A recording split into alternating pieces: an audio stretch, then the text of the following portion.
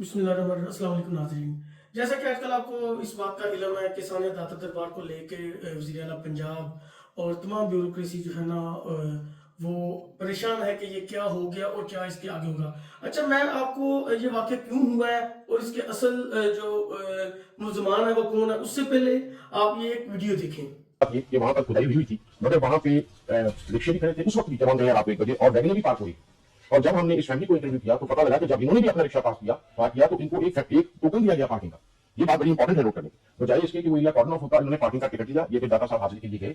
जब ये मियां बीवी वापस आए तो जो एक मैन होल जिसको जो अंडर इन्होंने किया ये था कि चूंकि पार्किंग बनानी है उस जमीन को थोड़ा ऊंचा होना था, तो मैन होल्स को भी ये ऊंचा कर रहे थे। उस मैन होल को जमीन से तकरीबन 8 इंच ऊपर तक इन्होंने कर दिया था ईंटों से, मगर मैन होल खुला था। और ये वाहिद मैन होल नहीं था, इसके अलावा वहां पे 3-4 औरतें जो हमने देखी जो खुले हुए थे, और हमारे आने की वजह से उन्होंने बाद में शीट्स डाली। और ये वहां पे ये एग्जैक्ट लोकेशन मैडम जो हमारा ड्रेन है वो जो दादा साहब के बिल्कुल ऑपोजिट भाटी दरवाजे के साथ हमारा वहां पे एक सीवरेज का वो पंपिंग स्टेशन है, उसके बिल्कुल साथ है जगह। अच्छा, इसके ऊपर हुआ ये कि जब रिक्शा से पार्क की थी, जहां पे पार्क करी चढ़ने लगी थी, उस रिक्शे के ऊपर ये जो बेटी है, ये 24 साल की, इसके हाथ में इसकी 10 महीने की बच्ची थी, वो चढ़ने की कोशिश कर रही थी। इसका कजन आ गया था, जिसका नेचुरली बात है कजन थोड़ा सा पीछे नहीं, जब ये दोबारा चढ़ने लगे वो कजन जिस तरह आमतौर पर रश होता है, वो कजन ने एक कदम पीछे लिया, इसलिए बचने के लिए एक कदम पीछे लिया, पीछे बैठा था ये।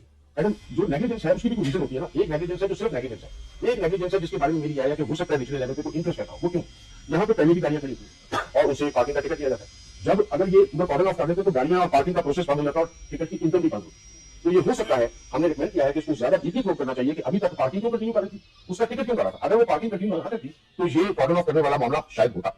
हम फिर भी रिकमेंड कर रहे हैं कि जो लोग साइट पे हैं, चाहे वो कंसल्टेंट के हैं, चाहे वो एग्जीक्यूटिव एजेंसी के हैं, और चाहे वो जो इंजीनियर्स कॉन्ट्रैक्टर्स के हैं, उनको इसके ऊपर पेनलाइज करना चाहिए। ये ग्रेव अच्छा जिस तरह सारे दाता दरबार में हर इदारा अपनी अपनी रिपोर्ट दे रहा है और उसमें फैक्ट एंड फाइंडिंग की रिपोर्ट भी पेश की जा रही हैं। इंतजामिया की जानिब से अलग एक कमेटी तश्कील दी गई थी, जबकि पुलिस का, एसपी का और एसएचओ का रोल लिखने के लिए एक अलग कमेटी तश्कील दी गई थी। दोनों कमेटियों ने अपनी अपनी रिपोर्ट्स जो है ना वो मैडम को पेश की थी। अच्छा, जो वीडियो मैंने आपको दिखाई है उसमें वो जो साहब वज़ीर आला पंजाब मैडम मरियम नवाज शरीफ साहब को ब्रीफ कर रहे हैं ना, उन्होंने एक पॉइंट उठाया है। वो पॉइंट ये था कि इस जगह के ऊपर रिक्शा कैसे आ गया, और ये रिक्शा स्टैंड बना है और इंतजामिया और पुलिस इस रिक्शा स्टैंड से बिल्कुल बेखबर है, बेखबर नहीं थी।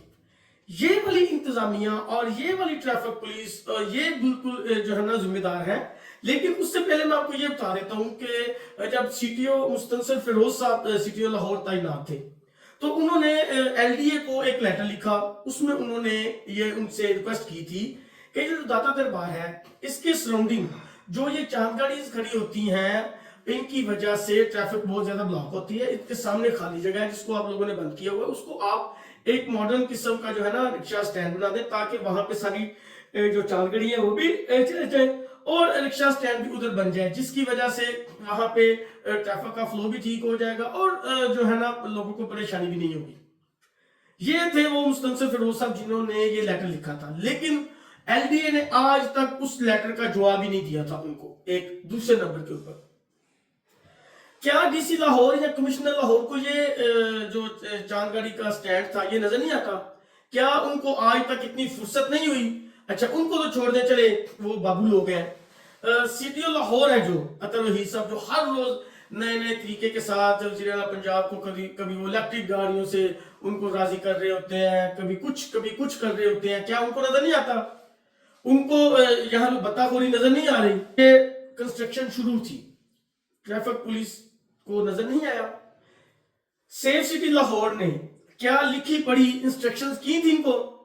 हाँ, सेफ सिटी हर गाड़ी का आपको बता देती है कि जी इस गाड़ी का ये चलाना है, ये कर रहे हैं हम, वो कर रहे हैं। क्या ये सारा कुछ चलानों के लिए है?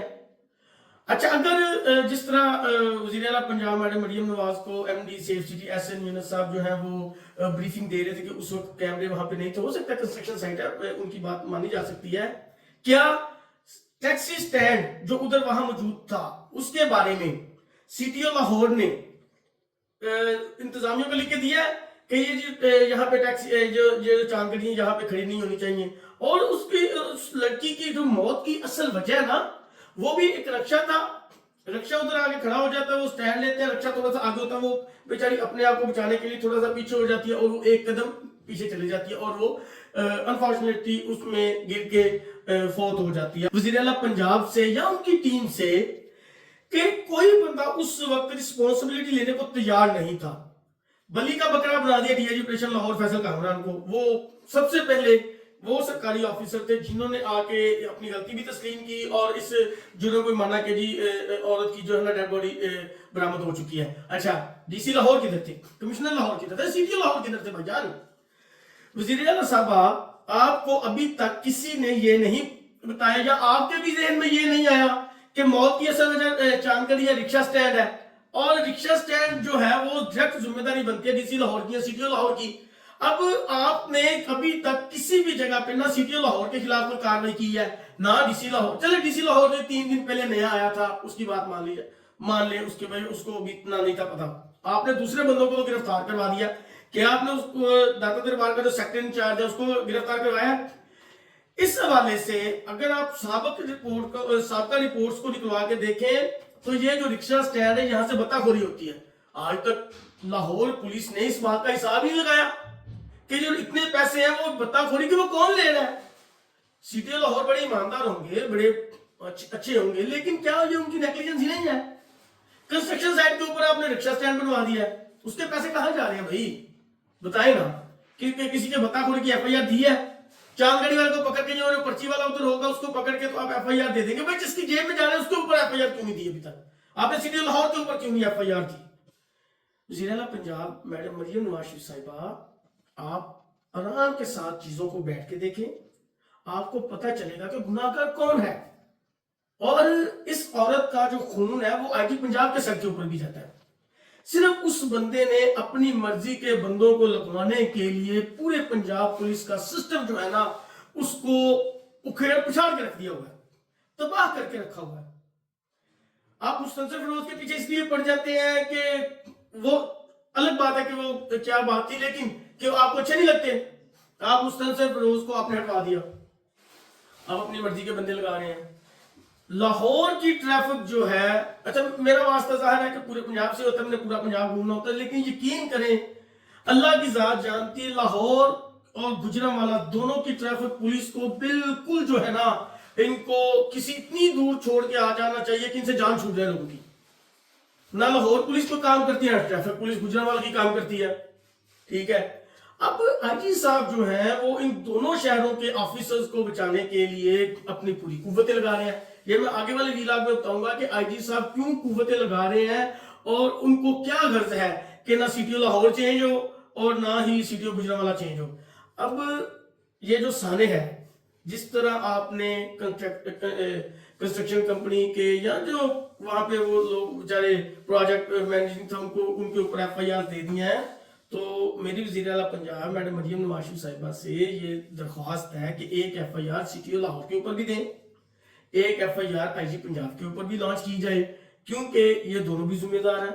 अगर वो दूसरे कंस्ट्रक्शन वाले जिम्मेदार हैं तो ये रक्षा स्टैंड जिनकी वजह से उधर बना हुआ है, खड़ा है, या किसकी जेब में पैसे जा रहे हैं खुदारा ये तो पता कर ले पहले। और जो है डीआईजी ऑपरेशन लाहौर जो है फैसल कामरान साहब, उनको बड़ा शौक होता है हर बंदे को बचाने के लिए वो आगे आ जाते हैं। तो जिस तरह उन्होंने ये डीसी वगैरह इन सबको जब ये भागे तो सामने आ गए, तो मेरा ख्याल है कि डीआईजी ऑपरेशन लाहौर फैसल कामरान साहब को भी ये इस बात का ख्याल करना चाहिए कि आप जो है वो हर बंदे की गलती अपने से ना लिया करें। अब जिस तरह ये सारे पीछे से भाग गए, अब आप आगे खड़े हैं, ठीक है, आपके साथ कोई भी नहीं खड़ा, ठीक है, इसमें एसपी का कसूर है, एसएचओ का गुनाह है, लेकिन क्या ये गुनाह जो है इसको दूसरे ऑफिसर ऑन करने के लिए तैयार है? ये सारा मुद्दा भी जिस तरह दूसरी पंजाब पुलिस की गलतियों को ये छुपा के अपने सर लेते हैं, वज़ीर आला पंजाब को कह के इनकी जान छुड़वाते हैं। तो मेरी उनसे भी ये गुजारिश है कि हर ऑफिसर को बचाने के लिए आप आगे ना आ जाकर दूसरे नंबर के ऊपर ऑपरेशन का भी एक काम है डीआईजी ऑपरेशन होता है कि वो भी एक रिपोर्ट बनाए और वाजे करें उसमें कि ट्रैफिक पुलिस की इसमें क्या गलती थी। और वज़ीर आला पंजाब मैडम मरियम नवाज शरीफ साहिबा,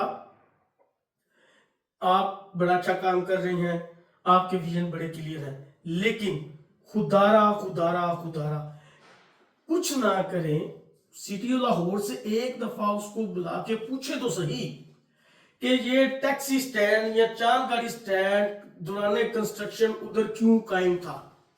आप एक ये सवाल करें, किसी एक कमेटी को बनाएं, फिर वो आपको ये बताएं कि यहां से बत्ताखोरी और महाना और ये जो नजर न्याज होती है वो कौन कौन से ऑफिसर्स ले रहे हैं, फिर आप उनके ऊपर इसी FIR में उनको नामजद करें, ताकि जिस तरह एडमिनिस्ट्रेशन वालों को पता चल गया है इस तरह पुलिस को भी ये पता चल जाए कि वज़ीर आला पंजाब का हर चीज के ऊपर ध्यान है और उनको इन बातों का पता है। अगर आप नहीं करेंगी तो जिस तरह माजी में हर चीज आपके कंट्रोल से आहिस्ता आहिस्ता निकलती जा रही है, एक दिन पुलिस भी निकल जाएगी। शुक्रिया।